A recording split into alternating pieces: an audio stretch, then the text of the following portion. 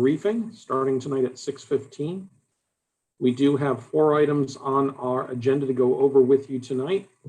3 of those items are all related to Parks and Recreation, with the first one being a discussion about concept plans for the redesign of Gonzalez Park.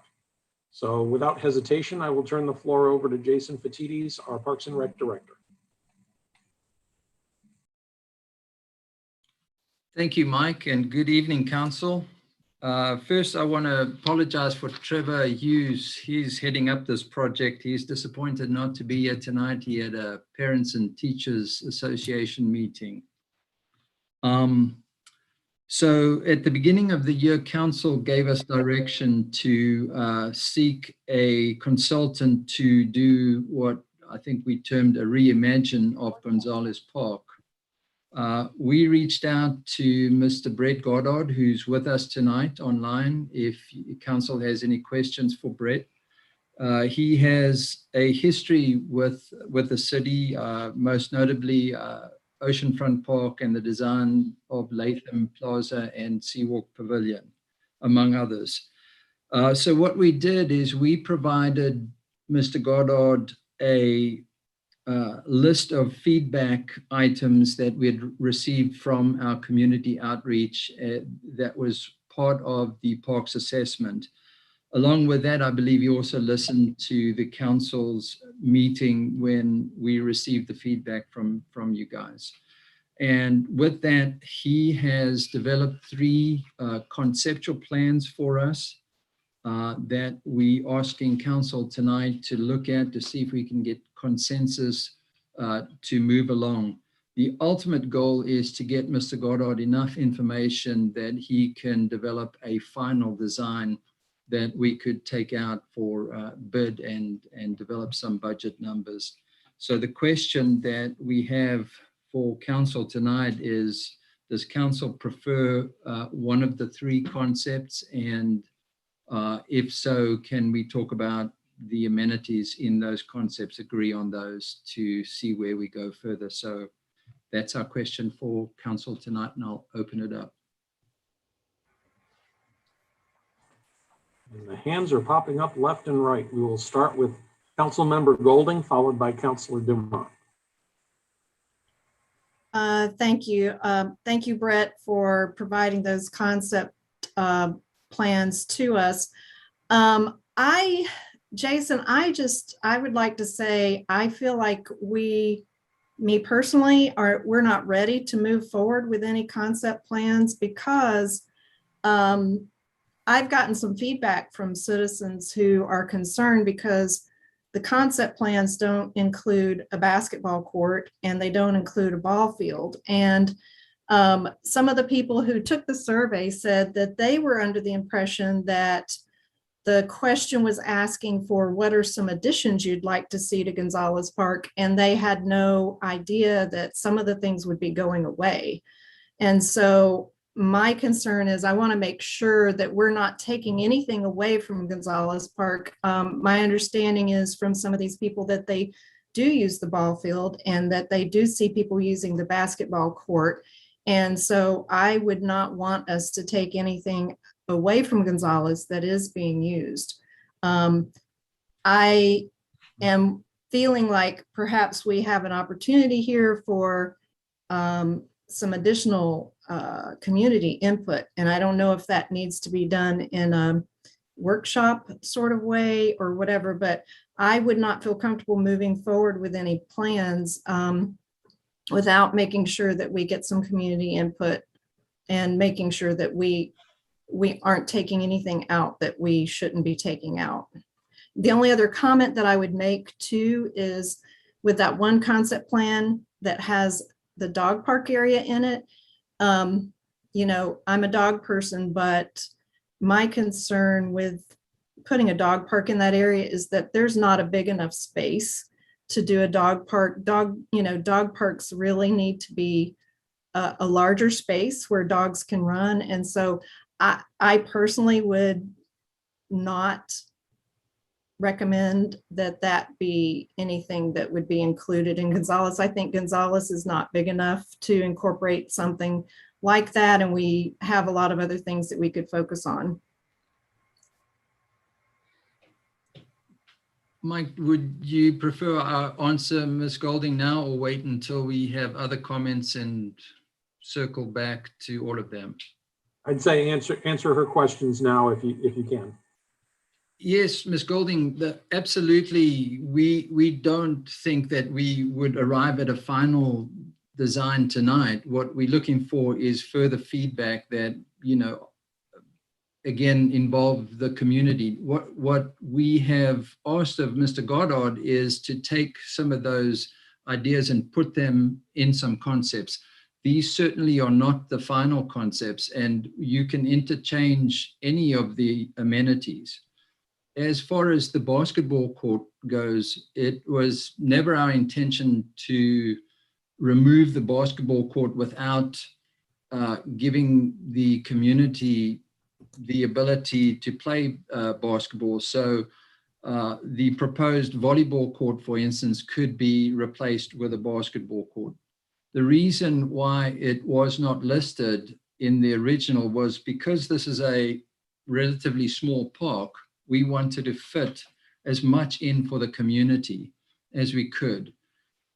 There is a basketball court 2 blocks west at Penman Park that is rarely used. It's a beautiful little court. It's not used. And so there is opportunity there.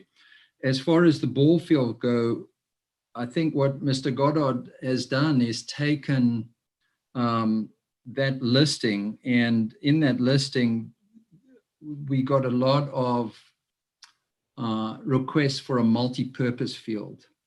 And the community green that you see in each one of those concepts is, in effect, the multi-purpose field. So, yes, I agree, ma'am. We do need to have further outreach, but we're looking to move it along so that we can get to that where we can provide Mr. Goddard enough info for a final design. Well, the feedback I've received, the initial feedback I've received is that the citizens wouldn't want to lose a ball field. I mean, there's 2 there now, and I guess the thought was that could we keep one ball field and then, have some community space as well. So I don't know if that's possible, but something to consider. Absolutely, yes. There's no reason why we couldn't keep one if the need arises. I would agree. I mean, there is room for a ball field. The ball fields that are there now, the outfield space does take, I would say, probably a third of the park area for one ball field. Overlapping that with some area might be possible if you don't include a fence, but there is room for that if that's what the community wants.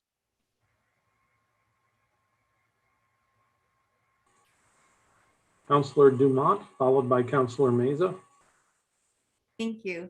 I had a lot of the same questions that Sandy posed. I'm not going to reiterate those, but how many people filled out the survey? I couldn't find a number. There was a total of 48 people. What we did originally, we sent an email out to all respondents to the parks assessment that lived around Gonzales, and there was about 60 of those. And so we sent out an email to all of those, and I think Ms. Golding also sent out to the community that she has contact with. So we had a total of about 48 responses. Out of a total of how many again? 60 that we sent. Good response rate. 60. Was there a specific reason why basketball courts and baseball fields were not included? Okay, so we know about the basketball because they can go to Penman, but why not the baseball? I've received an email, the whole council received an email today on how Wingate Park gets very busy through all of the organized baseball play. And so if you just want to play a game of baseball,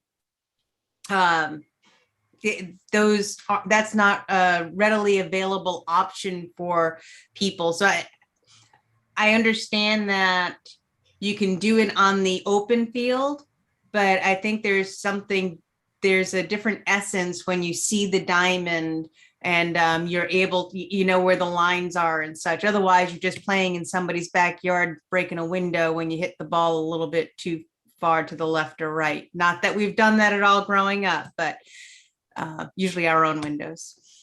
So yeah, the initial thought was that we would go back to the drawing board at Wingate to see how we could accommodate baseball or softball.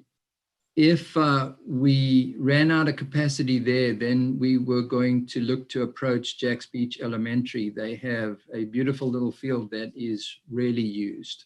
We have a relationship with Seabreeze Elementary now, where we maintain the field and we get usage of it. So we certainly didn't want to disenfranchise. What we were looking at, the overall picture was what would provide the greatest use of that space. Is it a baseball field and something else, or is it an open field that's available to everybody and baseball, and can we make accommodation for baseball, softball elsewhere? That was our thought process. So when we look at baseball, is it like I didn't play baseball or softball. Is it a full size field that we're looking at, or is it like a kid size field? Because the kids aren't going to hit it as far as the adults. Mostly used by the youth. Okay. All right. So it's a smaller footprint versus the ones, some of them at Wingate, that it's more for league play where there are specifications of the field. Yeah, we have all sizes at Wingate for adult and youth. All right. And you're looking at youth for Gonzalez. Yes. If we were to put one there. Final question. Has nothing to do with baseball or basketball. I do think that we may be over planning for community gardens. I love community gardens. I think it's a wonderful idea. I just don't think our population or our future population would be using up all of those community garden lots. I think people love the idea of community gardens until they actually have to do the gardening, and then it's not so cool anymore. So it's better if somebody else does the gardening and they can eat the fruits of others' labors, so to say. So we might want to pull back on some of the community gardens. I can see, you know, maybe a dozen, maybe, with the caveat that neighborhood is changing, and with the townhouses that are going there, they're losing yards. And so those who do want to have a garden, I have a garden in the back, I have a couple of them, but it's because I have a backyard, and some of the houses that it's like a whole block there, they're not going to have that dirt space to be able to plant a garden. So I'm just thinking that that's an overbuild for an area that has, other than that one block with the townhouses, there's a lot of green space in people's backyards where they can do their own gardens. And just from a staff preference, we would agree with you, Mr. Mont, that it's a burden on staff then to manage and, you know, coordinate that with those. So.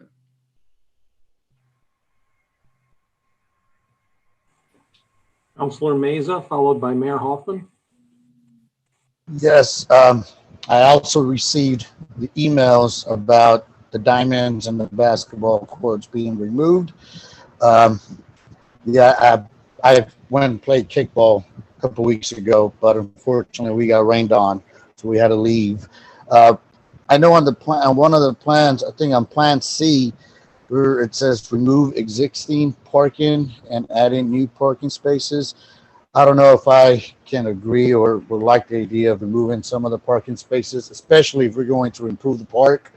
I do like the fact that the pickleball courts were added and the sand volleyball. But I do have to agree with my colleagues, Councilmember Dumont and Golding as well.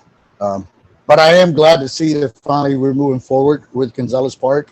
It needs a lot of love, so that's my input. Mayor Hoffman, followed by Counselor Jansen. Thanks, Oh. Mike. I'm really glad that I'm hearing, sorry, there's a puppy here. My colleagues echo some of the same concerns that I had with these renderings. I think we've missed the mark here big time. And if I could go back to the point where we said, where Jason wanted us just to put pickleball courts over in that circle area that I hate, I would go back to that and just go with that, because I really don't think that this is a beautiful, these are beautiful options here, but they're not, hang on. That's a dog who has a little say in the little possible dog park at Gonzales. Just letting you know the dog point of view. Yeah, but the dog is saying they want a bigger space to run. True. Oh, that's all yep. Okay. Yeah. That's a dog that saw somebody walking by the front door. I don't know if I'm going to be able to stop her. So the biggest area of concern with this in looking at Gonzales Park, Piper, hush, come here, were the propensity of homeless to hang out at the park. And I think we all agreed that we were going to make the park more active to try to help discourage Piper. She's been completely quiet this whole time. Piper, quit. To discourage homeless from hanging out there. And I really don't see that we activated this park. Can you come back to me? Go to the next person, come back to me. Let me deal with this. No problem. Counselor Jansen, followed by Counselor Nichols. Yeah, so I don't want to sound like the echo chamber. I do believe that there should be a basketball court there as well. Maybe it's just a redesign of where it needs to be is a thoughtful thing. And maybe the current location is not the ideal location. But food for thought, and maybe this is not the exact time to say it, maybe for future briefings, we can look at the redesign of Penman Park where the bleed over would normally be.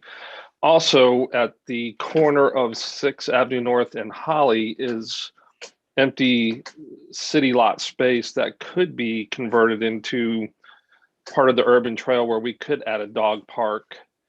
I think when we first met, Mike, we talked about that space is kind of like an L shape. And if we had to bleed over some of Gonzales into that area and develop that area, it's something we could talk about at a future briefing.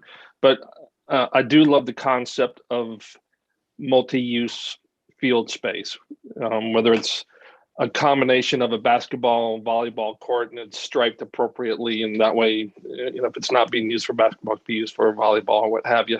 But I think that's a great idea. But I do agree with my coworkers about keeping the concept of having basketball and baseball there, even if it's in a multi-field fashion.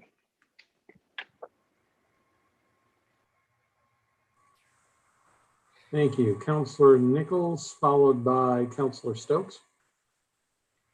Well, Jason, I mean, I appreciate the effort of coming up with alternatives about, the fact that y'all actually addressed internally where basketball can be played. And if it's 2 blocks away on a court that's not being used, maybe that's a viable option. But I would like to see it in writing, some of the options for the baseball field as well as the basketball court. Obviously, from a maintenance standpoint, the clay on the court, on the baseball field is, from a maintenance perspective, is pretty difficult to deal with if you have to drag it on a regular basis to really make it be able to utilize it. But it also makes that area almost non-useful to anybody else. And if there are options within the city that aren't currently being used, I think that can appease everybody, because right now I would say those 2 fields take up 60% of the park. So if you're going to keep both of them, and then if you remove one of them, then the way it's open up, if you have any fields over there and people are playing, I mean, it does become a safety issue. with fly balls and everything else. So I'm not, as long as there is viable alternatives for basketball and the baseball fields for practice within our community that are not currently being utilized properly, I think that is good. But I mean, it's they do take up a lot of room, and if we really want the community to utilize that particular location, it would be, if 60% of it is kind of blocked out for those purposes, it might not be the best utilization of that area. In addition to that, I would like to look at in more detail the responses and how the questions were asked to the people that did the survey, in order to see if it could be worded a little more clearly to make sure they understand what they are actually asking for, and if the possibility, if these people filled it out just thinking that, hey, this is what is going to be added, then I could see that there was some confusion. I'd like to just make sure there's some clarity, and if we have to go back and do one more survey, if it's 60 people, I think they would be open to that as well. But I appreciate the effort. Thank you, Mr. Nichols. And yes, I will get you the email, the original email that was sent out to potential respondents. Jason, before we go on to the next comment, a quick question for you. Was it your intention to have some type of a concept that you could pull out to the community and receive community feedback at some type of an open house or a workshop type setting to hear what the residents of the area actually say? Absolutely, because we do understand, Mike, that 48 responses may not reflect the entire community, and we, our goal is to give everybody an equal opportunity to voice their input and give us the feedback. So yes, that was the goal, to give Mr. Goddard some direction tonight to perhaps narrow it down to one concept that he could have certain amenities in, take that out to the community for their feedback, and then bring it back to council before we finalize the design. Thank you, Jason. We'll kick over to Councilor Stokes, followed by Councilor Meza. Before I go, does Mayor Hoffman want to get back? Because I know she had popped off, and I don't want to. Go ahead. I'll get back in line. Go ahead. No worries. I just couple of thoughts is I've seen it. I've been in contact with the individual who reached out. I knew him from a while back on the campaign trail, and while I do understand the concern of losing the baseball field per se, the diamond, I don't think that putting a multi-use field that is grassed loses the ability to play baseball and softball. I played when I was a kid. I played baseball and softball, and not softball. Sorry, I played baseball.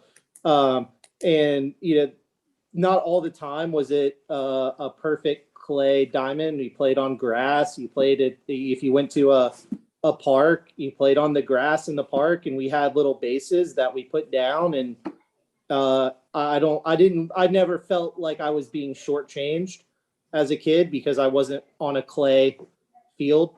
But I think that allowing it to be a multi-use field allows for so many sports, allows for baseball, softball, lacrosse, soccer, football, and all these sports can live in harmony. Whereas if it's clay and you get tackled, you're playing a tackle or a football game and you go down on that clay, I mean, it hurts. I made some slides in baseball practice with shorts and got skinned up. It happens. So I think that the grass just gives us so many more possibilities for the residents of all over to use that park, and maybe putting a backstop, maybe keeping the backstop there preserves the baseball field design, but allows it to be grassed. maybe that's an alternative. I think we should really, while we had a lot of designs, I think we should focus on the multi-use field, the pickleball, the shaded playground with new equipment, the things that the top ideas for the residents. The community garden was pretty far down there. Some of the other ideas that were thrown in, sand volleyball, some of those ideas that gained just a little bit of response. I feel like we should focus on the big picture ones and do those big picture ones really well. It's not a huge space. So that's my personal is focus on the playground, pickleball, and a really nice multi-use field, and make it do a few things really well instead of trying to do 10 things kind of half-hearted. Because it is limited funds as well. We don't have $1 billion to throw into this park. So that's my opinion on moving forward. So if I could just answer Mr. Stokes there, Mike. So certainly when, and this kind of goes to Mr. Nichols's question in how did we put the survey out? The survey, and I will send the original email to all council so they could see we were not trying to disenfranchise any users of the park, but we simply took the park's assessment, the recommendations made in there, and sent them out to the community and saying, this is the feedback we got. What would you guys like to see in the ideal park? And the multi-purpose field was one of the top. I think the top item was the shade, and then followed by upgrading the restrooms. And then the third item was a multi-purpose field. And certainly, the sentiments that you just echoed in terms of, what's the best use of the field? Can we still play baseball or softball on a grass field? All of those went into the thinking and the information that we provided to Mr. Goddard.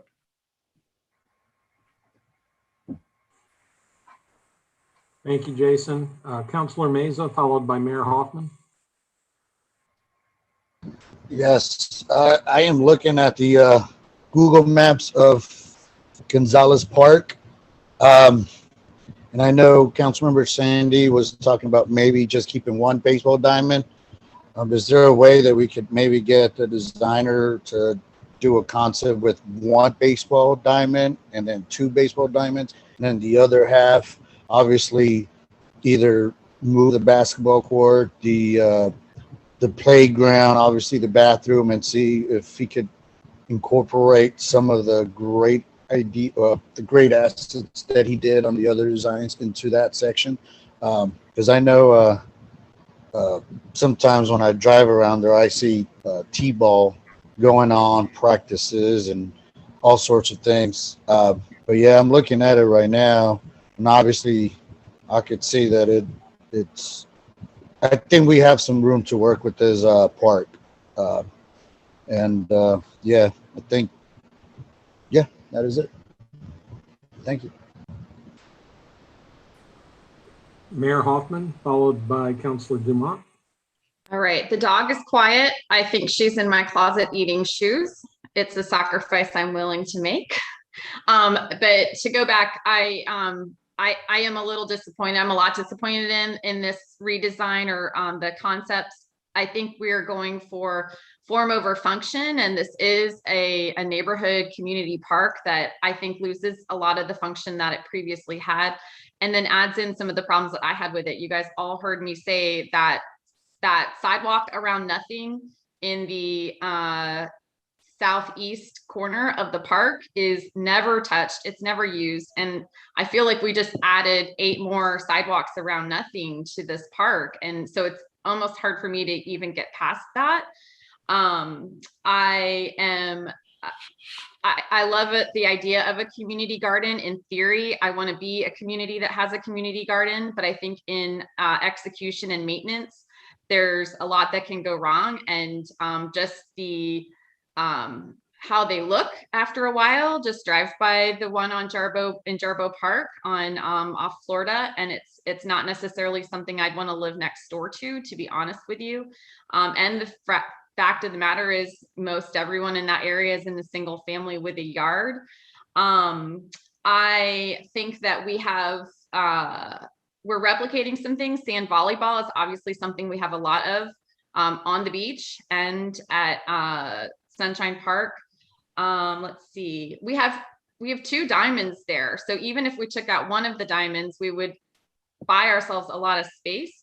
And the people that I see most frequently using those diamonds are not baseball or t-ball, but are kickball, and it's adult kickball league. So those balls don't go as far, they don't hurt as much, and they rarely break a window. So I think that that's something I love to see the big groups of adults out there utilizing that park. So again, I think we are not necessarily solving the problem here of really better activating this park and better utilizing the space. I think this is lovely. I think it looks very pretty, but I don't know that this is really a functional park and what we need at this point. So, so for me, I would say that I wouldn't even start modifying any one of these plans because they're so far off the mark for me for what I want. And again, this is the park that I drive by twice a day, so I see it a lot. It's around the corner from my house, so I have a very keen interest in making sure that we do something really good with it to make the neighbors and everybody who uses it really proud.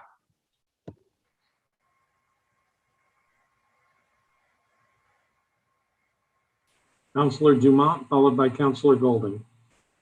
Thank you. I agree with Chris. And when I said keeping a diamond, I guess that you all, I don't necessarily mean clay. I mean, there's some kind of a set, this is the diamond. It doesn't necessarily have to be clay and raked and all of that stuff, but some kind of a, that's first base, second, third, and home. So something to that effect, not necessarily the mounded runway kind of things. I was happy to hear that we're really looking at getting feedback for a couple more designs to bring it back to the community. I think that would lessen the need for another survey, because the survey, just by its nature, is going to be a very small representation of those who would use that area.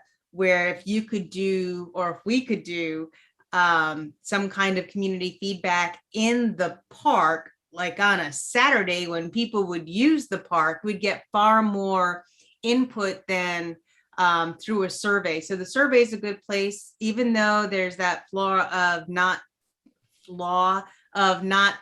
having basketball and baseball included in that. But I still think that this meeting is providing Mr. Guarded with a lot of information that he can take this and use this as well as some of the survey information to develop a couple more plans that we can then present to the neighborhood in that area.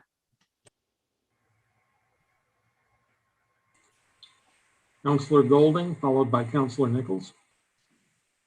Just to piggyback on some of the things that have already been said, I do agree with Ms. Dumont that, yeah, I don't know that we have to have clay, but if we could have a field set up in such a way that it's easy for people to use it as a softball or baseball field, I think that would be great. I also agree with the mayor, the volleyball court. We've got so many volleyball courts on the beach already. I don't really think that we need, honestly, I think having one there is probably not enough.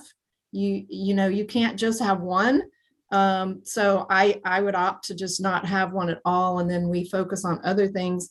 I definitely want to make sure that we've got some natural shade in the park, like tree shade, as well as whatever structural shade we need to have. But I have to say, to the mayor's comment about the paths going nowhere, I know that in the dog park there was a walking path that was put in, and there's a lot of people that actually use that. And I think that if the paths were done right, that maybe it would be. And I know at Jarbo Park, when I go to Jarbo Park, you see people walking those paths a lot. So I I would still like to see potentially having some walking, jogging paths maybe, but done in such a way that, you know, it would be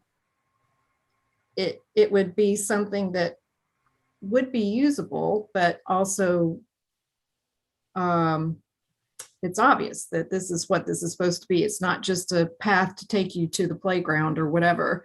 You know, and just to give you additional input, yeah, the community garden, I was surprised when I saw that in there, and I'm just not really sure that that's what we want to have in Gonzalez Park. I definitely like the idea of having the different aged playground areas, you know, so that you can have a playground for the little ones and then something for the older kids. And, you know, the 3 different age groups I thought was really good. And I'm, you know, I'd be okay with the addition of the pickleball courts like we have there. So I just wanted to give you the additional feedback on some of the things that were put into in these concepts, and the things that I think are more important. So thank you, Brett, for doing all the concepts that you did. I mean, this is definitely helping to get us talking about this, and hopefully it will help to get us moving in the direction that we need to be going in. Oh, thank you. All this feedback is fantastic. It's very helpful to get this feedback. Counselor Nichols, followed by Counselor Meza. Sorry. As for the walking path that's out there, I just think it's because it's very small. I think a path around the exterior of the whole park is really what makes sense. I think that's what the mayor was trying to convey. The small circles to nowhere don't make a lot of sense, but a kind of a mixed use kind of path that has trees and everything too. I think that's a good place to go and for people to walk and stuff. Also, I do like the mixed use field concept that Chet was talking about. And I believe that these fields need to be reserved and stuff as well. Is that right, Jason? Typically, yes. The current fields are reserved. So yes. I think that, you know, you can set it up as baseball. And I like the idea of potentially leaving the one backstop. And that if somebody wants to reserve that portion of if they reserve it for that, hey, they can go do that. If somebody else wants to play lacrosse or soccer or whatever, but you know, being able to be multi-purpose, I think is really important. And really, I think one of the main reasons we really started talking about this is to reduce the level of vagrancy out there. And the way you do that is by getting as many people in the neighborhood to utilize the park. The more residents are there, the less vagrants are there. I think that was one of the key issues. So going through an analysis, determining what is going to bring the most people the most residents to the park, I think is important. And I think, you know, that the option for having a baseball diamond of some sort is great if possible, but also the other alternatives you spoke of are important. And lastly, whatever you do, please get rid of all the sand spurs. I mean, it is really atrocious. So I think, you know, either the non-grass looking field, those like we have in South Jacksonville, I think those are outstanding. Or if it's fiscally not a possibility at this time, you know, we almost do need to go in and recreate the base that the grass is planted on in order to eradicate the sand spurs and the other weeds. But thanks again, both of y'all. I mean, I feel like we're going in the right direction. So thank you. Councilor Meza, followed by Mayor Hoffman. Yes, question. I know Councilmember Chet and Councilmember Corey Nichols just brought up the surface field. Now, obviously, it depends on the budget that we have for the park. Is artificial turf a possibility in certain areas of Gonzalez Park, especially around the dimes?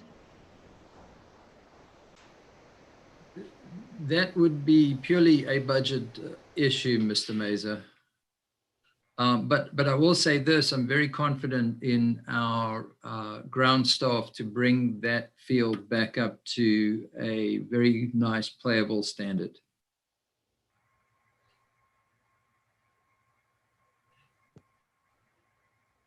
Thank you.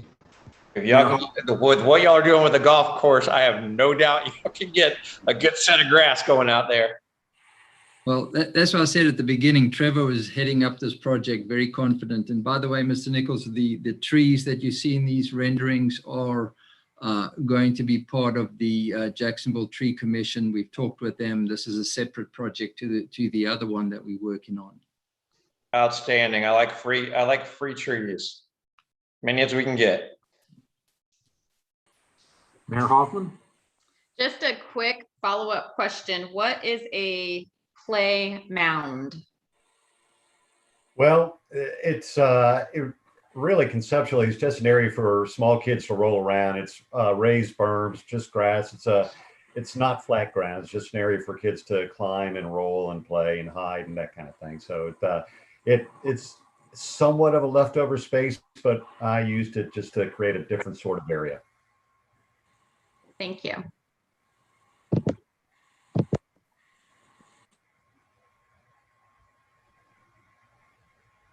You're on mute, Mike.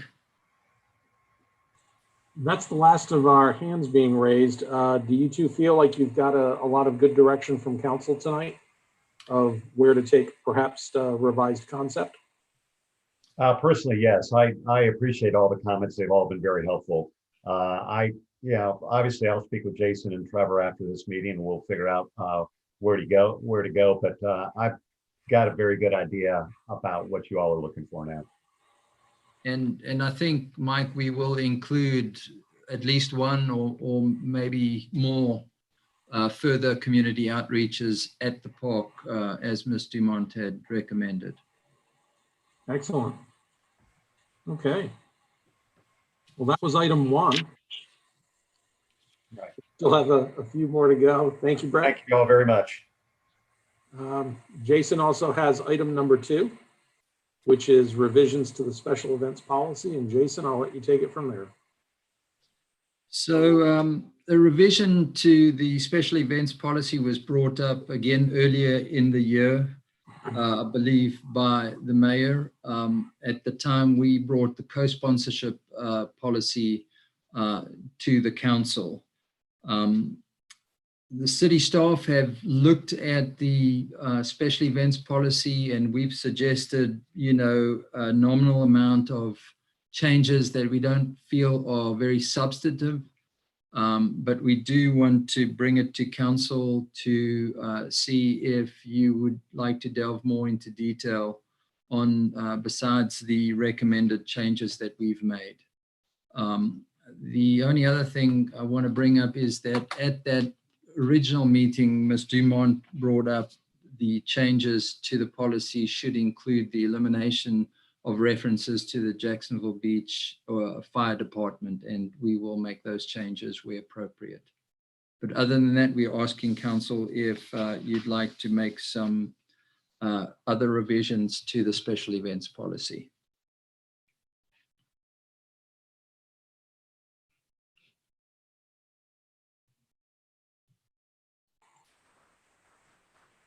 Councilor Dumont? Hey, Jason, I'm going back to the email that I sent way back in January to our former city attorney and Mike, apparently. Mike was on there as well. So on page 3, section 1H. Okay. It says any net income from the special event must be donated to the city of Jacksonville Beach unless an alternate distribution of the net income is specifically allowed in the contract approved by city council. And then I write, I understand the need to the income statement in the CPA report, but I can't recall why this part is there. Nonprofits are supposed to generate a profit to invest back into the organization.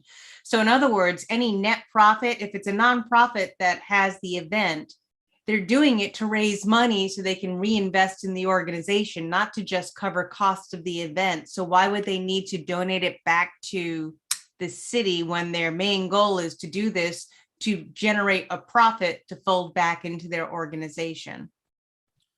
So, Ms. Dumont, I was not part of the original amendment back in August of 2017, but I think the intent there, going back and reading the minutes and doing the research that was available to me, I think the intent was that the administration did not want nonprofits to come and take advantage of, the area to profit. The wording was such that, or is such that, I think the council would have to approve if the profit would go back to the nonprofit from that event. That was my understanding, and I think that was brought up in the last council meeting that we had with the former city attorney. Yeah, that just doesn't make sense to me, because nonprofits hold events to make a profit, unless you're a nonprofit that's just there to raise awareness. The whole purpose is to raise money for the organization so they can continue to do whatever it is that they do. So I am unsure about section 1H and how that could better apply.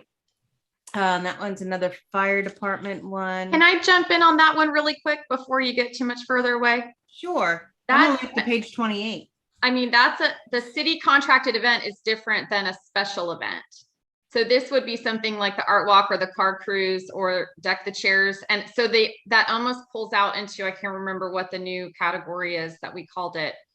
So basically it was to prevent, I mean, I guess it doesn't, I mean, deck the chairs does generate revenue for the organization, but I think that this isn't supposed to be for like the buddy walk or whatever. That's a special event. This is a different category. So I think that's why it's distinguished there. Yeah, and I think the intent was that the city council would have final approval for that event, knowing where those profits were going, if that makes sense.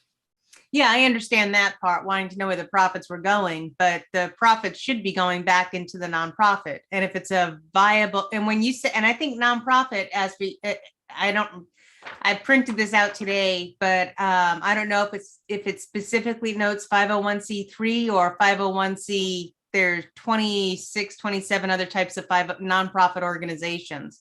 But if it doesn't specifically note 501c3, those are the public charities, then it should. My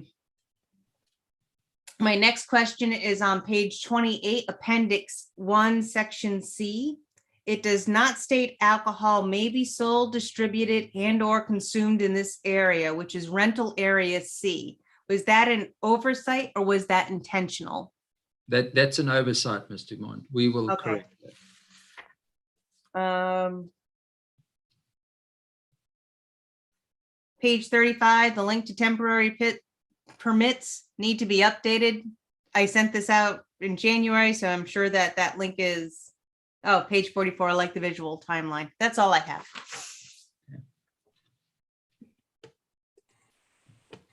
Councilor Nichols, followed by Mayor Hoffman.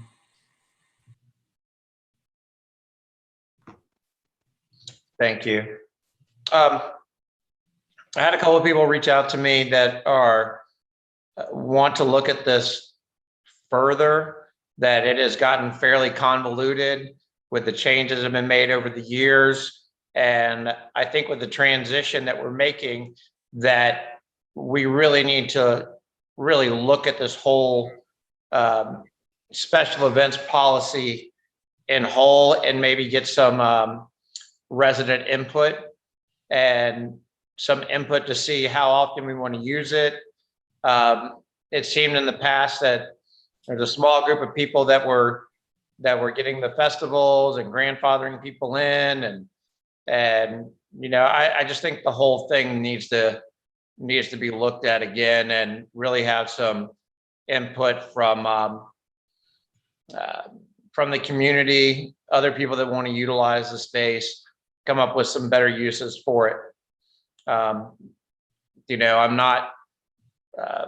not being able to charge really limits the ability to put on good, really high quality shows there. I mean, I think there should be some avenue that occasionally that, we bring in somehow have a A-list or B-list person coming, because I mean, these musicians do like to play, unique venues. So I just think the whole policy kind of needs to be cleaned up and looked at and see what we can do to better utilize that area for the benefit of the downtown.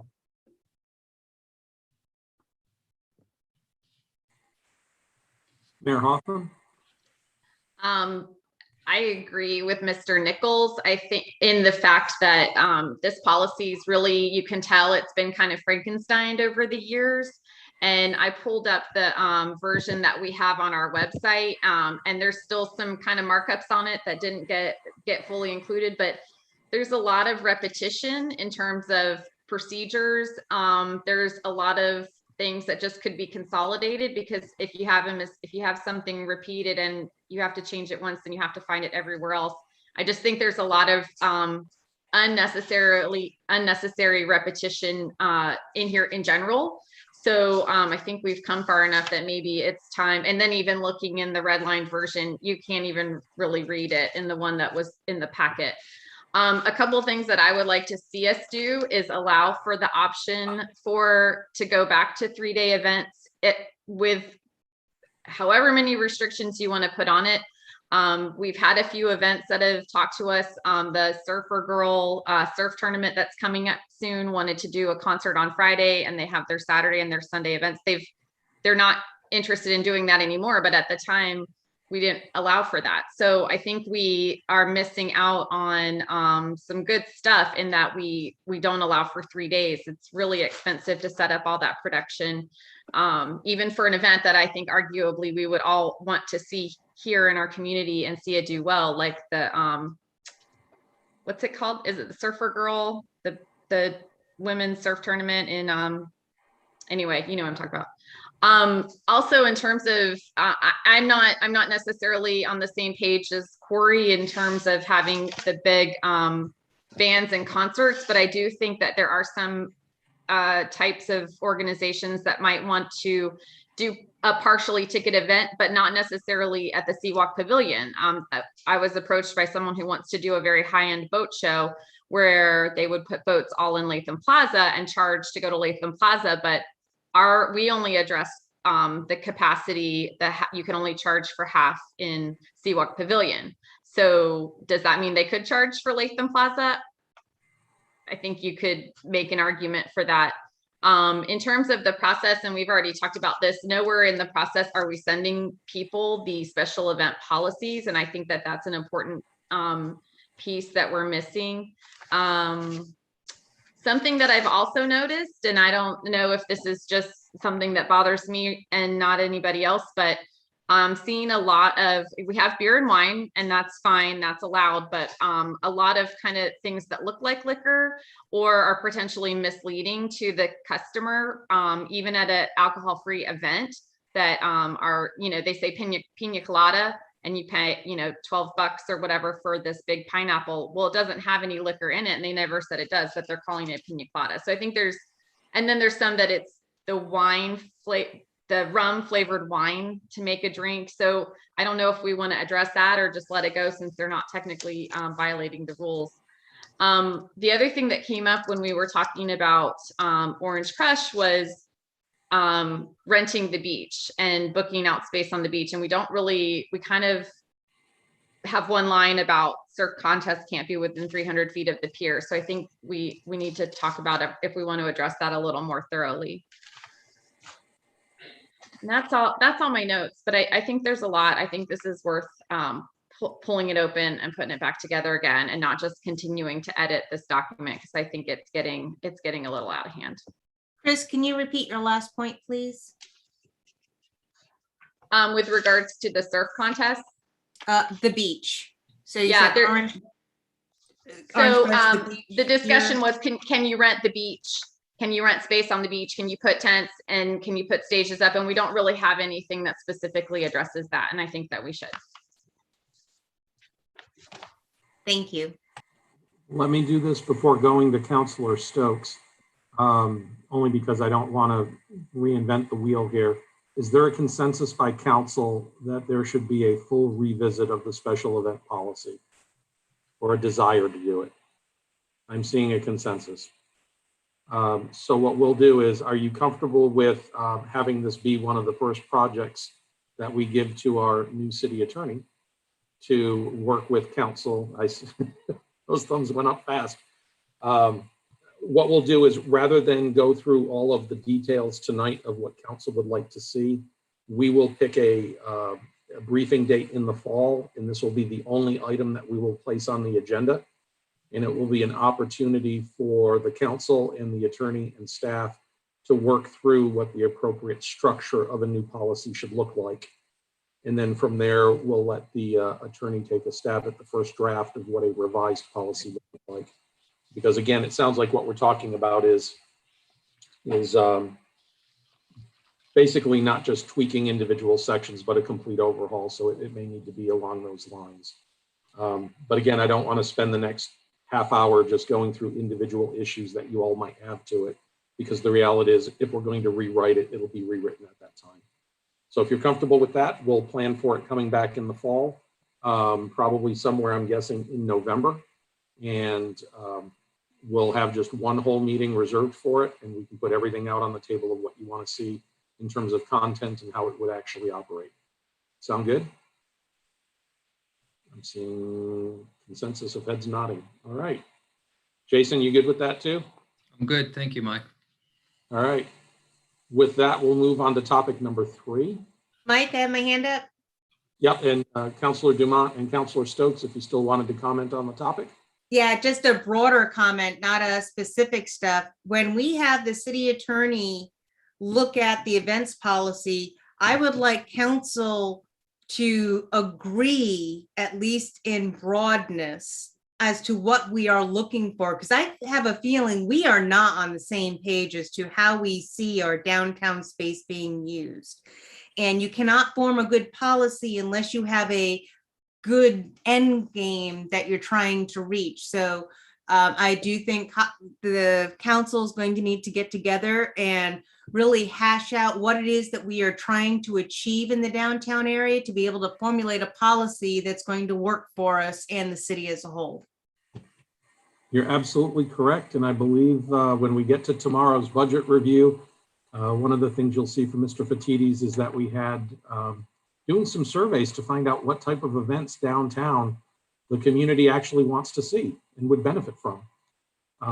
Not just necessarily what staff wants to see or an individual sector of the community, but the community as a whole.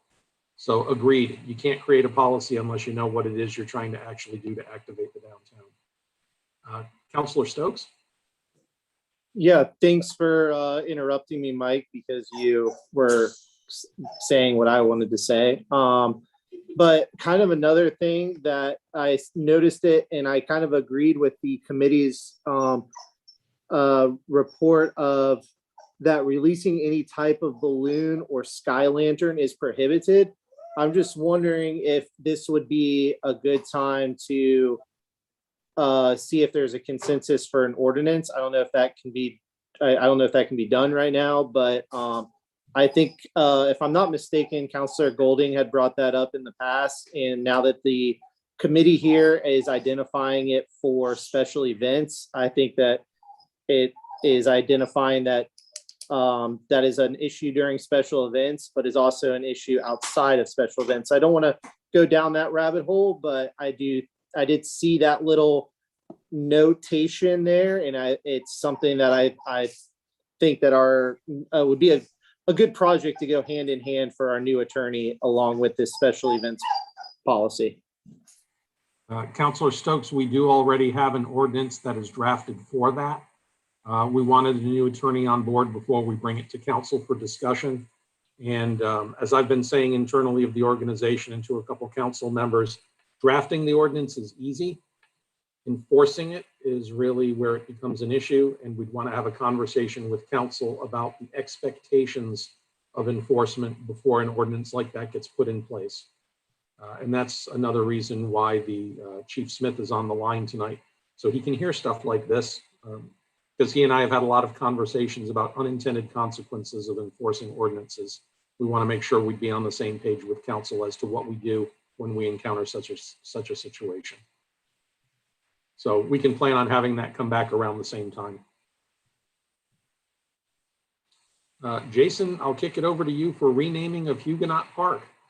So I have Molly Elliger back from maternity leave, and Molly's done a lot of work on this, and I'm going to hand it over to her to present to council.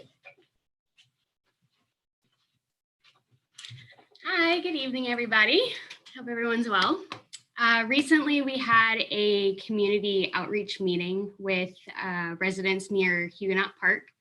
And one of the brainstorming ideas that was presented to us was to rename Huguenot, which staff fully supported, since we do get inundated from time to time with calls for the RV park off Heckscher. So the community got together, they did their own survey independently, came up with some ideas of what they would maybe like to see the park renamed to.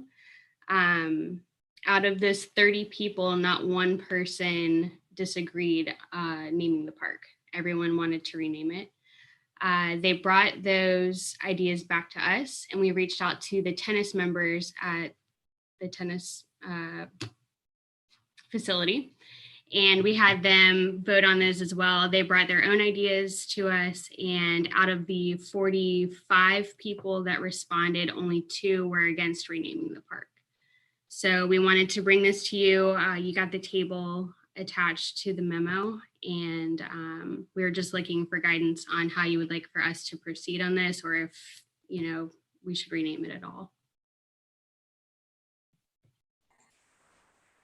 Councilor Stokes, followed by Mayor Hoffman. Sorry, I'm on my iPad and I don't know how to lower my hand. I keep forgetting. Sorry. Mayor Hoffman, followed by Councilor Dumont. Thank you. I'm very glad to see this coming up on the agenda. I was doing some quarantine projects last spring at the museum and tried very hard to figure out why this park is even named Huguenot Park.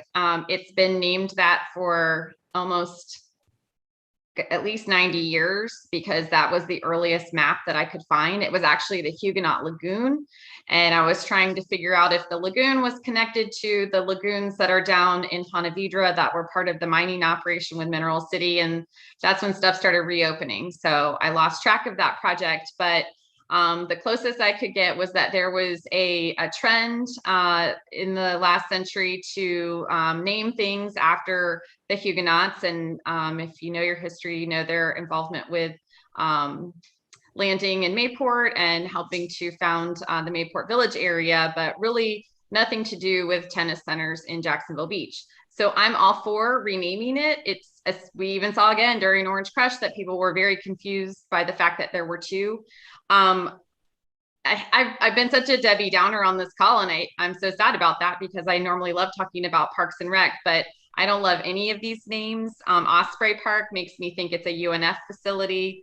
Seaside Park makes me think, and I know, swoop, makes me think of Oceanfront Park. To me, it's simple. It would be to just call the tennis center the Jacks Beach Tennis Center, just like we have the Jacks Beach Golf Club, and then just leave the park Huguenot Park, or rename the park. But I think we should just, the people who are looking at Huguenot Park shouldn't find a phone number in Jacksonville Beach if it's just the park. So there should be the Jacks Beach Tennis Center. That would be what they would, you know, what they would Google, and that would come up. So because even all of these names that are suggested don't really capture the fact that it's mostly a tennis center. I know there's playground equipment, there's the lagoon there, but to me, it would be just name the tennis center. So when the phone rings, people know that they're calling the right place. And we could do something with the park too, but I think the biggest piece of that would be just calling the tennis center what it is.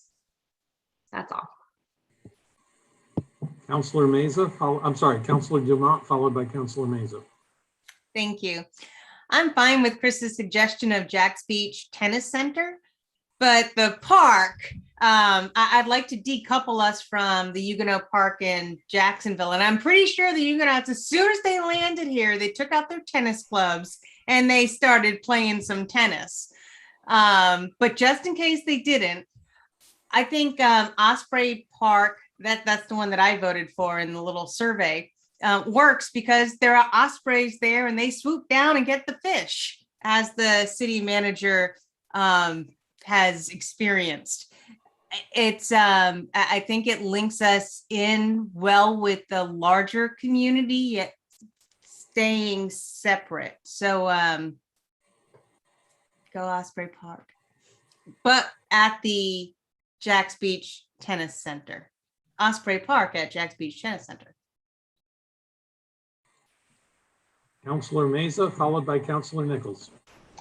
I'll second Mayor Hoffman on the suggestions. I don't know how I feel about the names.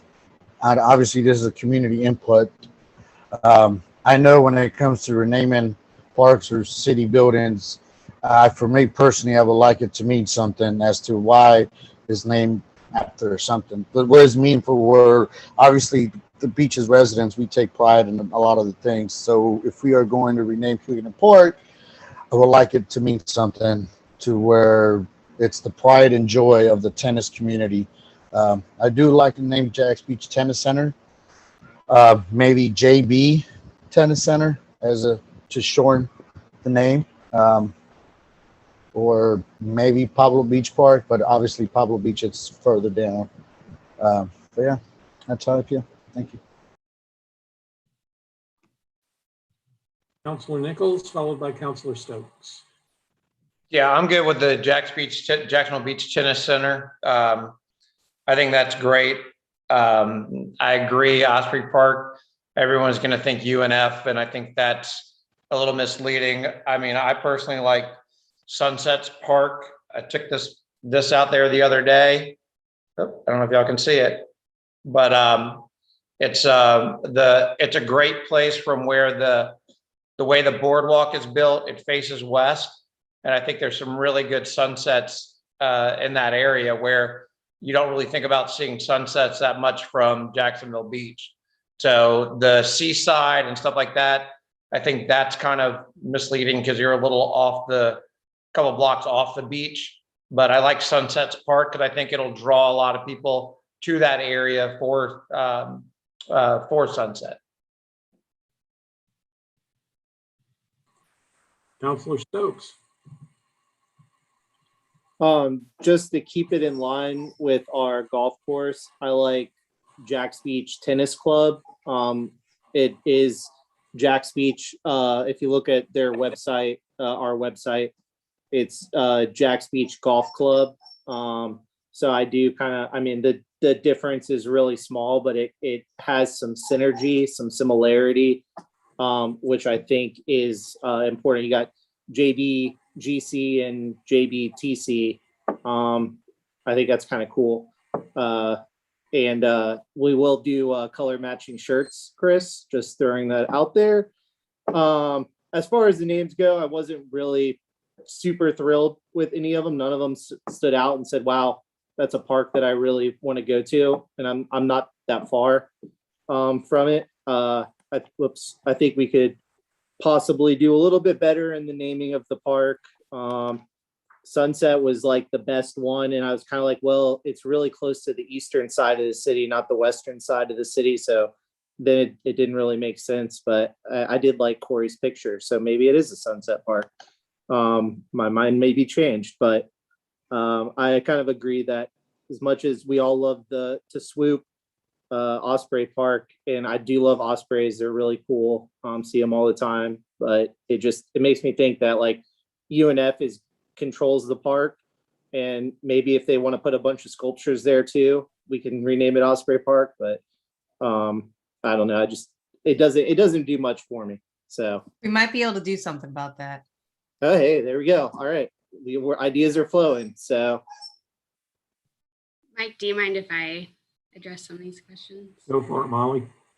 So when we got this list, I did a little bit of research just to see if there were other Osprey parks in the area or seaside parks, because I would hate to run into the same issue that we're already having. There is an Osprey Cove RV park in Mayport. I love the Osprey Park idea. However, I think that may still be confusing just for some people. There are other seaside parks and stuff, not really near Jacksonville, but we may run into that same issue again, just because it is more of a generic name. We were able to get deeds from the city clerk on the property, and there were some families who donated a lot of that land. So we may want to look into maybe naming the park after one of their families. I don't know, but that is an option too.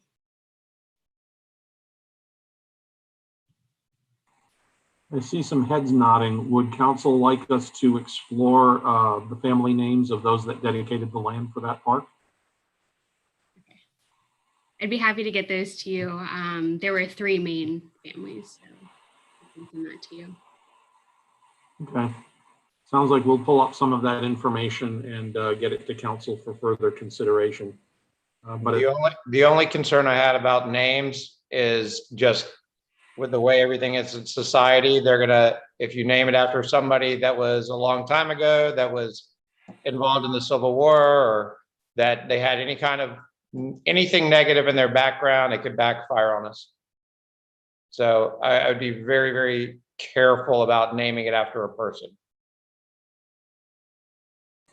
Well, I can do some further research, and again, I can send those to you.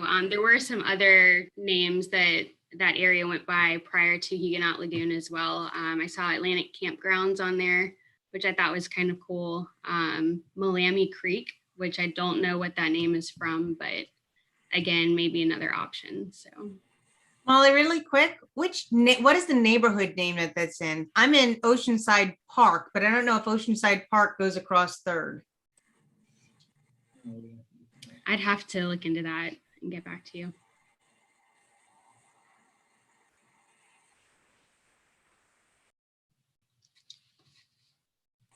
Councilor Golding, followed by Councilor Stokes.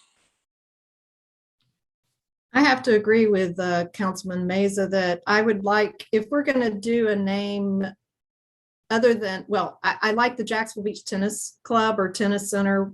I definitely like that for that part, but for the park, if we're going to do a name, I would like for it to mean something. I agree. The names that were presented didn't do anything for me at all.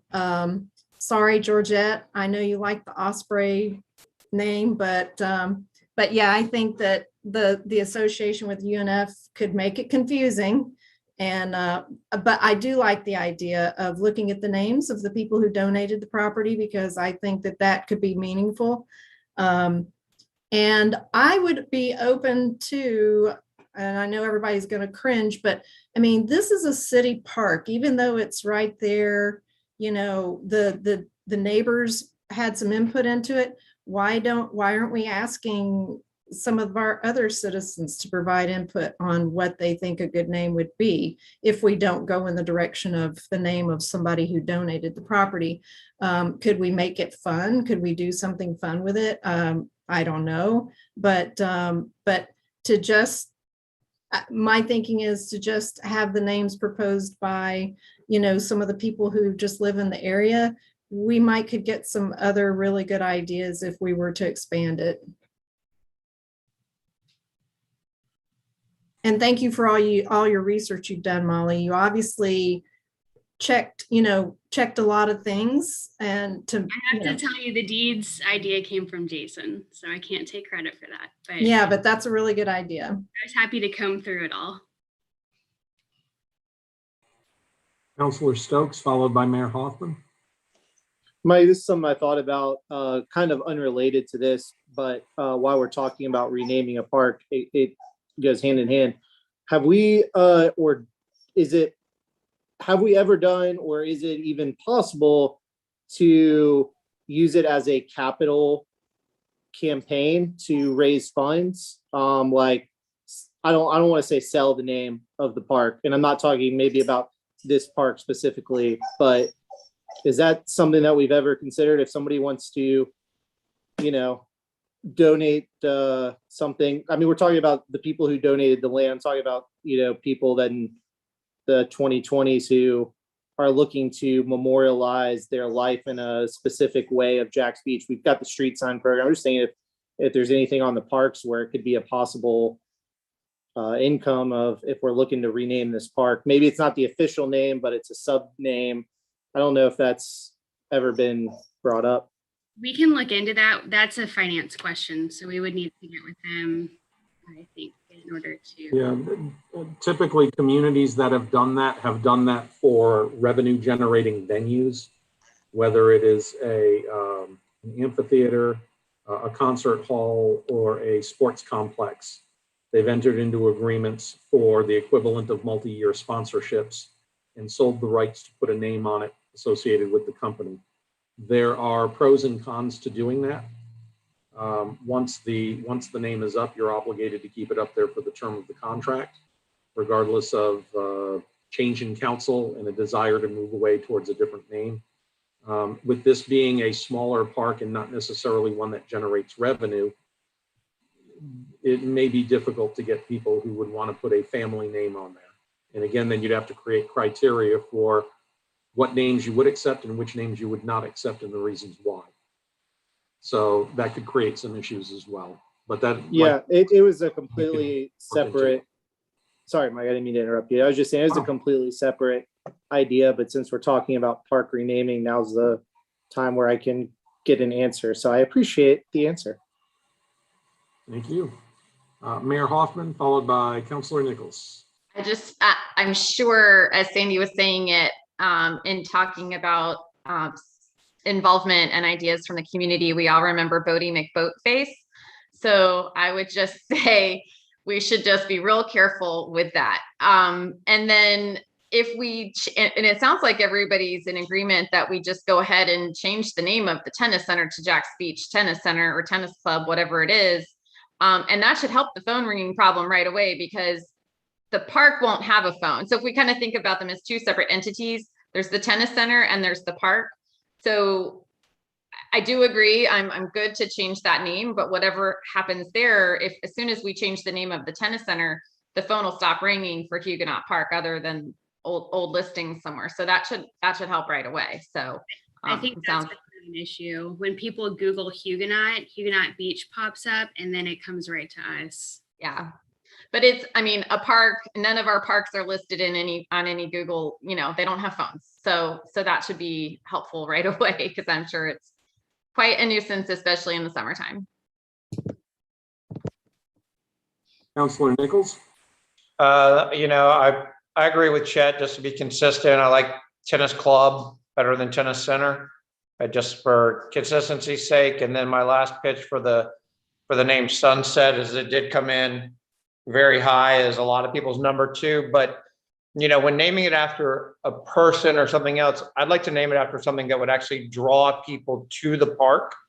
And I think Sunsets would do that. I mean, I think it would, we want to get the most utilization out of our park, and I think that would give people a reason to go there.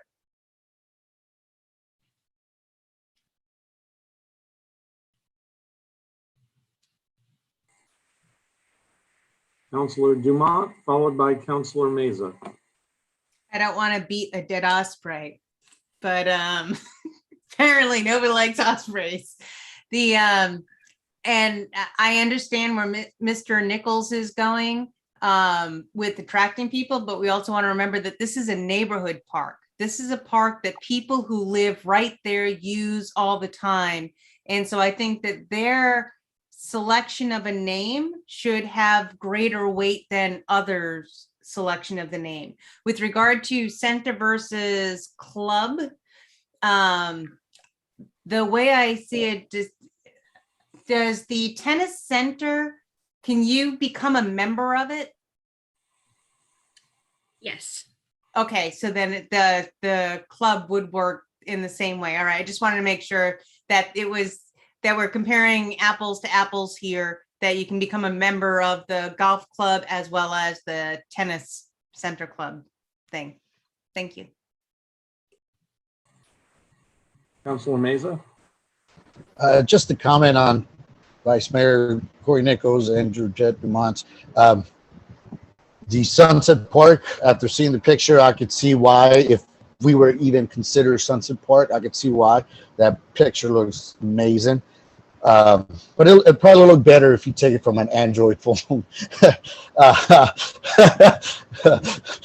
Sorry, bias here. And second, I can see Georgette Dumont's point as it is a neighborhood park. I can see why. So those are just my comments. But either way, renaming Huguenot Park, it's still, we should change it. Other than that, go Osprey. Swoop! And I don't think anybody here is anti-Osprey. And I mean, it's really not a bad name, because while I was out there taking that picture, I did spend probably, 10 minutes following an Osprey around, watching him fly, seeing if he was going to dive and get stuff too. So, if we could figure out a way to name it, Osprey View Park, or, something that we could kind of tweak the name a little bit. So Osprey people know Swoop that. Park? What's that? Osprey Swoop Park? Sorry, I couldn't even say it with a straight face. I think there's other options. And I mean, there's always an Osprey flying around that park, which, I think is pretty cool too. So, I don't know. Osprey Sunset Park might not be bad either, but, Here we go. I digress. It's what we call compromise. I will make Awesome. an observation. Jack's Beach Racket Club. Yeah. I will make an observation for council that if you look at it in terms of total votes, Sunset Park came in tied for second with a total of 20 votes between first and second choice. Just an observation. Correct. Yep. We're having 23 and Seaside also having. So I think there's definitely a consensus on the tennis center. I'm not sure there's a consensus on the naming for the park itself. Is this something council would like to think about from the name perspective a little more for the park itself, but we can go ahead and make an adjustment to the actual tennis center name at this time? Let us get a little bit more into the semester. We're a week before the start of it, so we're all hopped up on Osprey beginning of the semester. So give us a month and then it will fizzle out. Well, and I'd like to hear At least as the employee, give us a month. I'd like to hear the names too that Molly, can give us, because, Gonzalez Park is named Gonzalez Park because Gonzalez family donated that property to be the park. So, I think it's very appropriate if we were to consider a name from one of the families who donated the parkland. So I definitely would like to hear what Molly can share on that with that regard. We'll get you some of that information for you to consider over the next couple of weeks. We'll bring this item back with regards to the park. That'll also give you, the council, a little bit more time to think about it. And then we'll have a revisit on the actual park name. And when Molly does the research for the names and such, can we also swing that by the residents as well as the top 3 names in the aggregate, just to see how the neighbors of that park view the potential name of their neighborhood park? We can certainly do that. Thank you. That neighborhood is called Jack's Beach Terrace. Yeah. And there's no late entry for Pineapple Park? My neighborhood sounds far more Oceanside Park. So why not just call it Jack's Beach Tennis Center and Park? Or Terrace. I don't know, just an idea. Pineapple agrees with you, Mike. Pineapple Park it is. All right, sounds good. Well, we'll get that information to you. We'll bring it back for further discussion on just the park element. Thank you, Molly. Thank you. And now we're going to kick it over to Heather Ireland for the last item of the night with regards to proposed changes to outdoor restaurant areas and alcohol license requirements. Heather, the floor is yours. Thank you, Mike, and good evening again, Mayor and Council. The topic of outdoor seating has come up a couple times in the last few months. And back in June, you asked to discuss it a little further. in terms of potentially increasing the ratio that restaurants could get for outdoor seating. Currently, it's 25%. And, a couple numbers have been tossed around. 50% seems to be common that I've heard of the ratio for outdoor seating based on the size of the indoor seating. Additionally, it's been discussed whether or not to count outdoor seating for a restaurant into their 150 seats so that they can qualify for a 4 COP, which is a full restaurant with liquor license.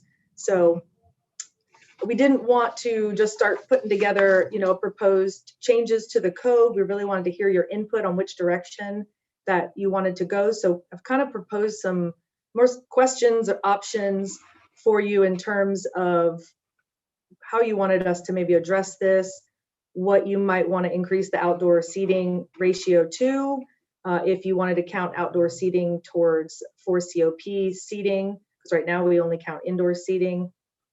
If you wanted to do that, or consider doing it for the whole city versus maybe just the central business district. So we really had a lot of questions for you on how to proceed forward so that we could start drafting some amendments to the land development code. With that, we'll go to Councilor Nichols. Thank you. First, we got an email from a local business owner today, Greg Saig, and he did put forth that the city of St. Augustine, as well as Neptune Beach, does not have any percentage requirement. And if we're going to start for outdoor seating, I mean, I don't think that I'm fine with not having any at all as a percentage, especially if we're going to go to, try to modify the total number of seats necessary in the future. I mean, I think small businesses, small restaurants, if they can have outdoor seating, hey, the more the merrier. I think the percentage is going to might end up causing some roadblocks for smaller restaurants that we didn't anticipate having. I guess, what was one that I brought up, like Harry's in St. Augustine, that really, I'm just a big proponent of outdoor seating as much as possible.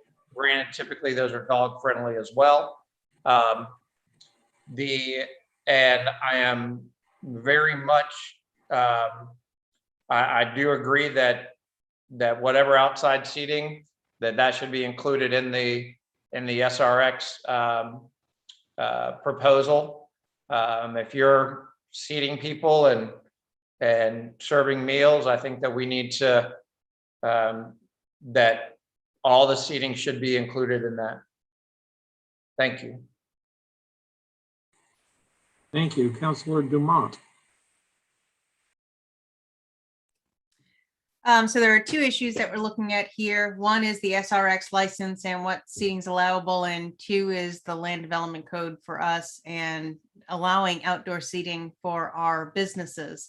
So with the first one, I think it should be the total number of seating that is available for the SRX license. I'm fine with that. I know our code has 3 different distinctions as to restaurant area. There's the covered, there's outdoor, and then there's indoor. So we definitely need to get rid of the covered. The covered should be swooped, since we're on the Osprey theme tonight, swooped into the indoor. But with regard to outdoor seating, I am not opposed to not having as strict a code on outdoor seating with regard to restaurants. And I think with regard to bars, that's a different, we're talking about a different clientele, we're talking about a different noise decibel, all of that. So I think we have to be really surgical in how we want to approach this. Right, we all love to eat outdoors, and especially right now, we all really love to eat outdoors. We feel safer. And I think that restaurants that do offer outdoor seating do enjoy a better ambiance to be able to attract clientele. That said, just because we allow for restaurants, and I'm really being specific here, restaurants to have,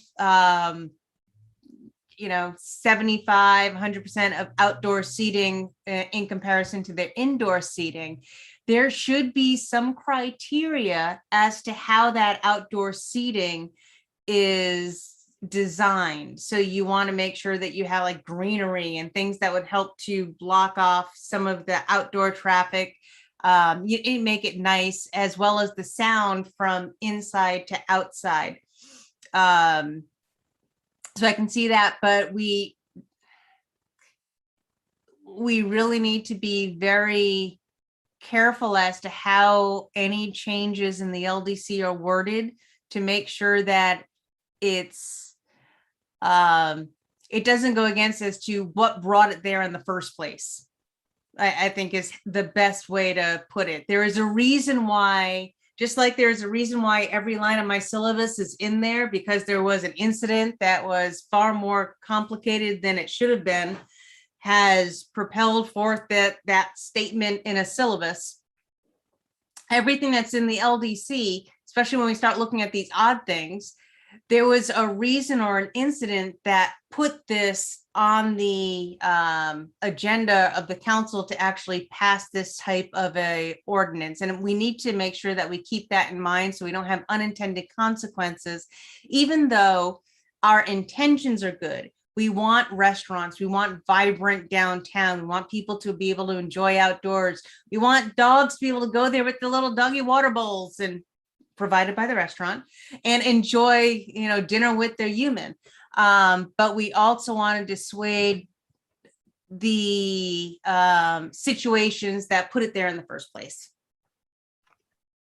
And just complete what Georgette, I think what she was saying, I like talking about the planning and stuff, but a lot of it is also the tables and not being able to move those tables to bring in other crowds and make it more of a bar scene. That the tables, I think, was a big way to keep that challenge down.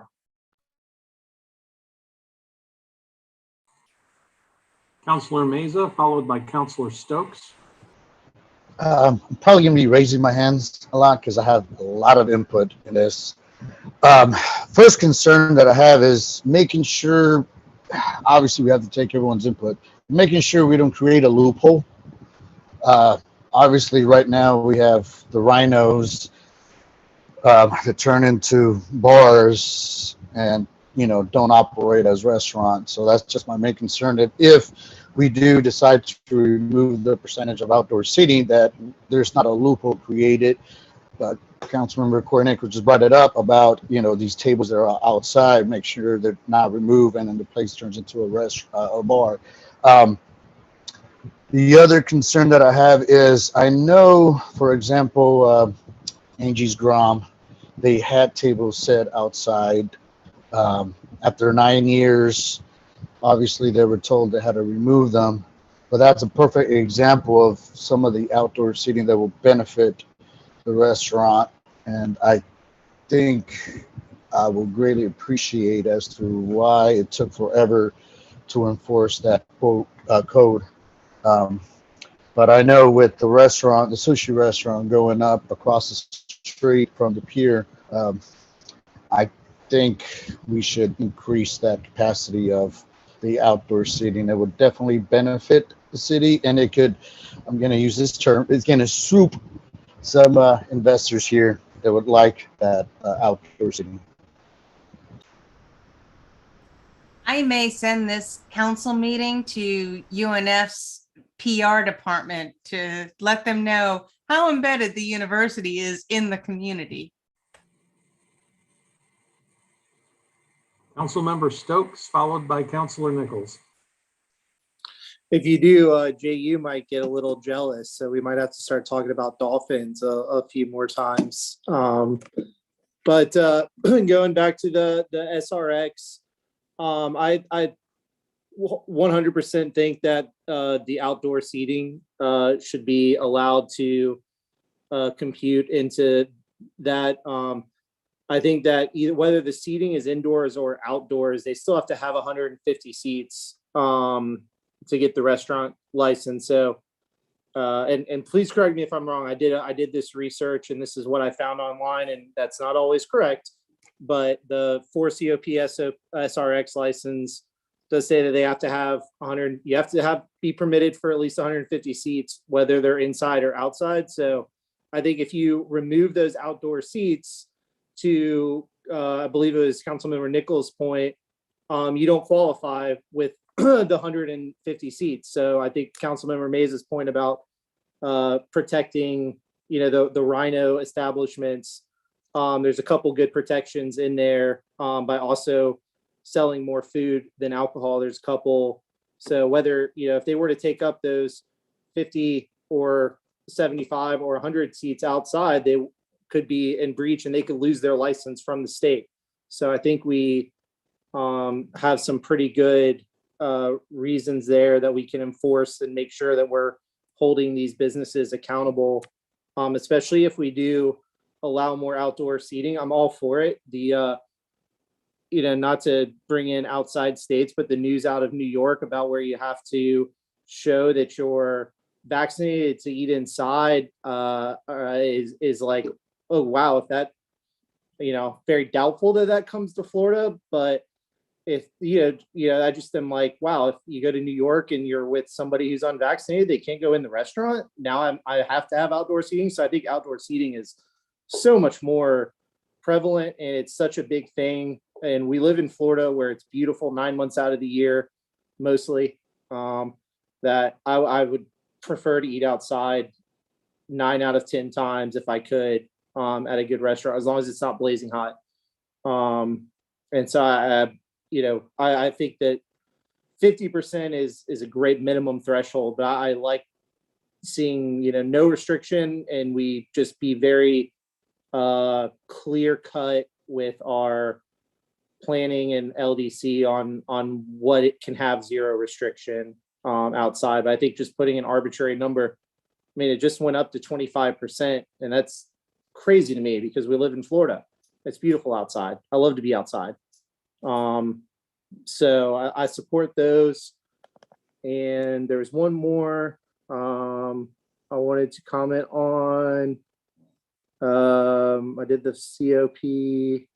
Oh, I liked the ordinance from 2017, the ordinance 2017-8093. I'd like to see a little bit more on that, or get a little bit more information on that. I like it from a 5,000 foot view, but all I have is the little brief tidbit in here. So either get backstory now or later on that to influence my decision making. So I have a little bit more information would be great.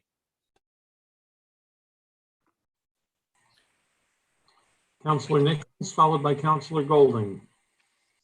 So a couple different things for the 150 seat minimum. There are ways that can be modified. They've done it in downtown Jacksonville and Avondale. It's got to go through the state legislature, I believe, to be able to do a reduction in a particular area, which I think is something that we should consider in the future. Mr. Meza, you brought up rhinos, and I think over the last couple of years, we've been very fortunate to have removed most, if not all of them from our downtown area. The ones that had been the problem years ago, I think those are all gone at this time. I can't think of one particular one that is that I would say fall into the restaurant in name only category right now. And last, I think, we really want to have restaurants. And I think, and I'm asking from a legal standpoint, can we modify ours to say, okay, if we are going to allow somebody to utilize outdoor area to get their SRX, to be able to do that and meet that, can we require those people that are using outside to close at an earlier time? Let's say 11 o'clock, because dinner's kind of over at that time, and we don't want them converting to bars, and the outdoor noise is more of the problem. I don't know how we could write that in, but I think that could possibly curtail some of the challenges that we were looking at. But just an idea. Just to chime in real quick on your comment, Corey. There's two, I know one for sure that are rhinos. Won't name them here, but there really hasn't been any large problems like in the past. But you are correct, some of the rhinos are leaving. But I know if we could get those two locations to be better and bring in money and clientele, I think we're in good shape.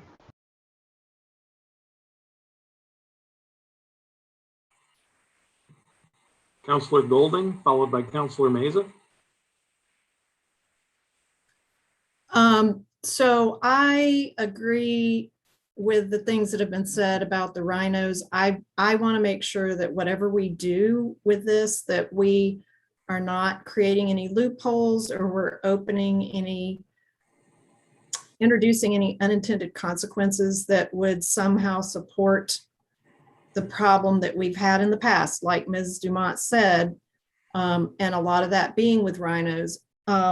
One of the questions I love outside dining, and I think we definitely need to have that. But a question I have for Heather is how is it done right now with outside dining? Does that space, the additional space, which equals additional capacity for people, does that require additional like parking? Yes, it actually does. So any outdoor seating requires parking at the same ratio as the rest of the restaurant. So what we're talking about is that, okay, we would let restaurants have unlimited amount of outdoor seating, but then they would have to be able to provide parking to support those people, the additional people that are going to be coming to their establishment. Okay. All right. And personally, I know this was a question that was asked, and I don't know if anybody has spoken to it, but I wouldn't want to just see this in the central business district. I would want to see whatever we do to be consistent across the city. I don't think it would be right to only only allow more outside dining in one area and not allow it somewhere else. And again, I just want to reiterate, whatever we do, I want us to be very, very careful that we are not introducing unintended consequences. So I'm on the same page with Ms. Dumont as far as that goes, and want to make sure that we are we're supporting the good things and not encouraging the bad things that we don't want to have.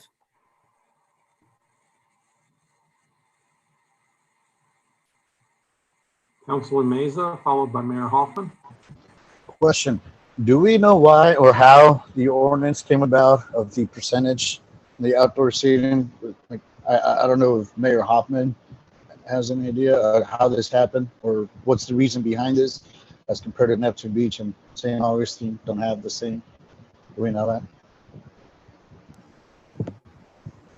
I've heard speculation that it was because of a certain biker bar that might have been here in the 80s and 90s, but I can't say that for sure. It predates me, but the 2017 kind of compromise that we did, I was a part of, obviously.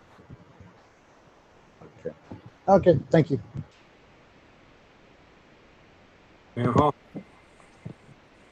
So I think everybody knows how I feel about this, so I won't belabor any more points, but my answers to the questions are 1, yes, 2, yes, citywide, 3, not yet, 4, yes, citywide, and 5, no.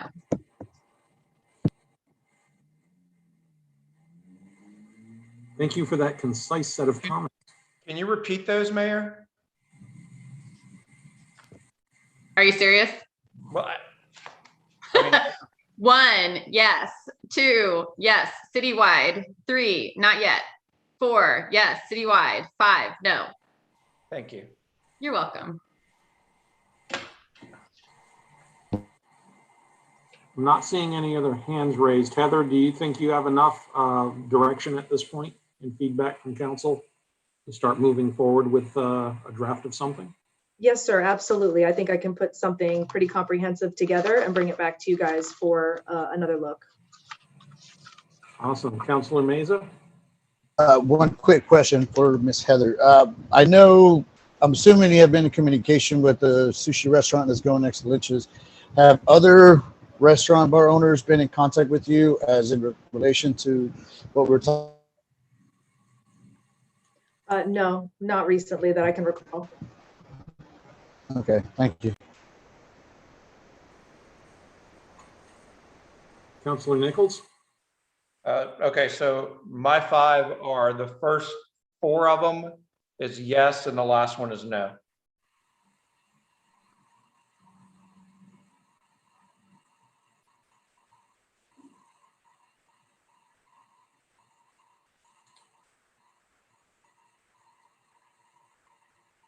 Okay. Well, that concludes the agenda items for presentation to council. Does anyone want to do a committee report out? I'm going to guess no. Does anyone want to discuss future briefing topics? Councilor Meza? And you're muted. I feel like I've raised my hands a lot today. So I've been thinking about all the things that we've been doing the past couple weeks, couple months, and very delighted on the briefing topics that we had today with the parks. Obviously, I ran because I love this community very much, and I wanted to see it succeed in every aspect on the services, the quality of life that we provide. I don't know if this is a resolution or something we can do about setting the standard pretty high, as in this community will always be working on improvements. I don't know, something, if you could help me out here, like road maintenance, that the city of Jacksonville Beach will have 85% of the roads up to date.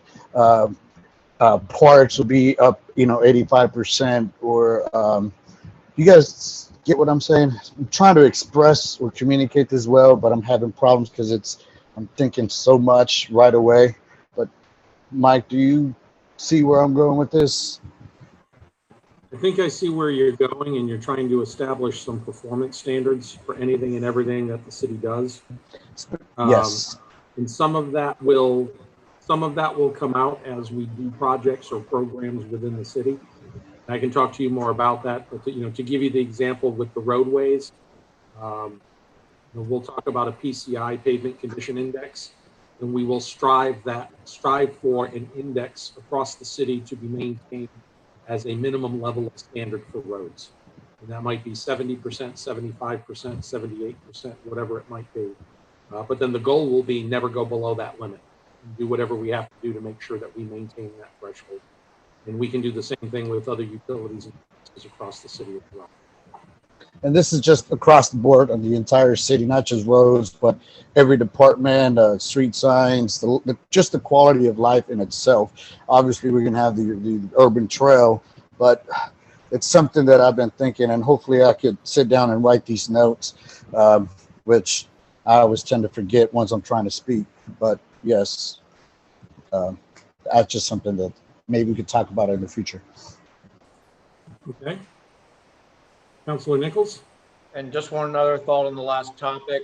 I know that actually our closing time is midnight, unless you have the 2-hour extended period, that potentially these people that are going to utilize outside space, that they can either have one or the other, but they can't have both.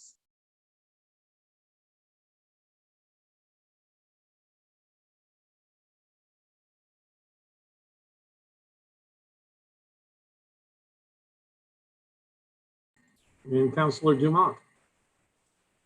Thank you. I agree with Fernando that we want to make sure that we have a quality of life that we all want and we have to maintain it. But then there's the flip side of the equation that it needs to be funded. So we have to be careful as to how set we want to be on a quality level, because at times that may include raising taxes depending on how the economy's going, property prices and all that. So I just want to make sure that we're looking at the whole picture here of intake and output, just to make sure we keep the picture clear. Okay. Seeing no other hands raised, I thank you all for your participation in 2 consecutive meetings tonight. So I'll tell you what, tomorrow night we'll only do 1. So I'll see you all back online at 5 o'clock for budget workshops for beaches, energy, and parks and recreation. You're so good to us, Mr. City Manager. What's that? Thank you. Good night, y'all. With that, I'll see you all tomorrow. Have a good night.